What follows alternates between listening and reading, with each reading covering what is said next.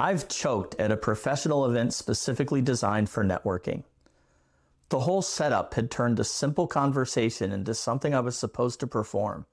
Too many people, too loud, the expectation to work the room, and my brain just stopped working. I left having spoken to almost nobody. If that's familiar, stick around, because the fix is simpler than you think. Across my career, one pattern keeps showing up. People skills shape long-term success. I've seen it in high-stakes technical work, leadership, business, and family life. This channel is about solving the people puzzle. Most people think the problem with networking is that they're not good at it. They're awkward. They haven't learned the right techniques. I want to offer a different explanation. The problem usually isn't the activity, it's the framing. And when you change the frame, the activity gets a lot easier because it turns out you've already been doing it your whole life. I want to start with a failure. I once walked into a poster session, the kind of event where people put up displays of their work and you're supposed to circulate, ask questions, find collaborators. The whole room was built for networking. Everyone there was in my field. We had everything in common. And I froze. Too much going on, too loud. Every time I tried to settle into a conversation, the energy of the room carried it somewhere else before I got off the ground. I spent an hour feeling like I was supposed to be doing something, not doing it, and getting more anxious about not doing it with each passing minute. I left having spoken to almost nobody. The people were interesting. I had things to say. The problem was that the event had activated a kind of performance pressure that doesn't exist in an ordinary conversation. Work the room, make connections, leave with something. And when I'm in performance mode, I'm doing two things at once, actually talking and monitoring whether I'm doing it right. That split attention kills the conversation. Researchers who study this describe it as a self-monitoring load. You're giving cognitive resources to impression management that should be going to being present. The performance frame makes networking worse, not better.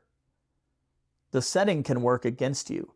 The explicit networking label can work against you. Worth knowing. Now the success story. The best networking conversation I've ever had at a work event wasn't at the networking event. It was during a break. I was at a workshop related to, but not exactly what I do as a coach. During a break, someone started talking to me. We were talking about the content, what we each did, and where there might be overlap. The opportunity came up naturally to mention my coaching practice, so I did. That led to a follow-up conversation later and a door left open for potential mutual work going forward. I didn't register it as networking while it was happening. The realization came afterwards. Oh, that was a networking moment. A real one, one that produced something. And it worked precisely because it didn't feel like networking. It was just a conversation. There was no performance mode, no agenda on the surface, just two people talking about work during a break. The conversation came first. The networking label came after. That's usually how it works when it actually works. You're not engineering a networking interaction. You're talking to someone. And at some point, something clicks and you realize there's something worth following up on. Those moments are already in your week. They're hiding in conversations you're already having with people you don't talk to regularly. A workshop break, a conference hallway, an industry event you showed up to for a different reason. You don't have to wait for the mixer to find them. So if the networking event framing creates the performance pressure, and the performance pressure is what causes the choke, what do you do about it?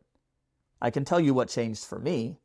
At some point, I stopped relating to networking as a separate activity I had to do and started relating to it as something people in my position just do. I work with people. I build things that require collaboration. I'm genuinely curious about what other people are working on. Of course I talk to people I don't regularly talk to. Of course I stay open to where those conversations go. That's not a technique, that's just living my professional life with my eyes open.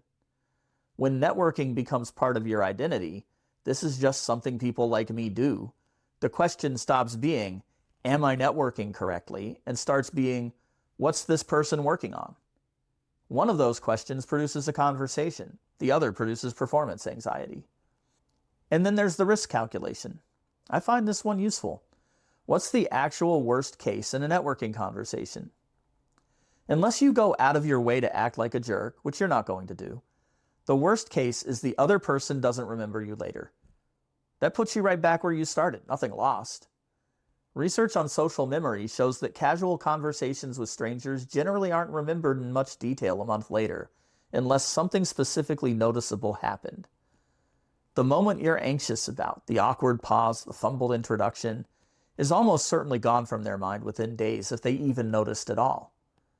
That's the downside, very close to zero. Compare that to the upside. A follow-up, a referral, a collaborator, a door you didn't know existed. The asymmetry is pretty stark. Any conversation you're already having with someone you don't regularly talk to is a networking event. You don't have to label it that way while it's happening. Figure that out afterward. If big, loud mixers don't work for you, don't force them. Scroll the attendee list beforehand. Find 1 or 2 people whose work interests you. Reach out to them after the event, one-on-one. The conversation doesn't have to happen at the event itself. Pick the settings that work for you. And remember the risk. The worst case is they don't remember you. You're right back where you started. It's just a conversation. You've been having those your whole life.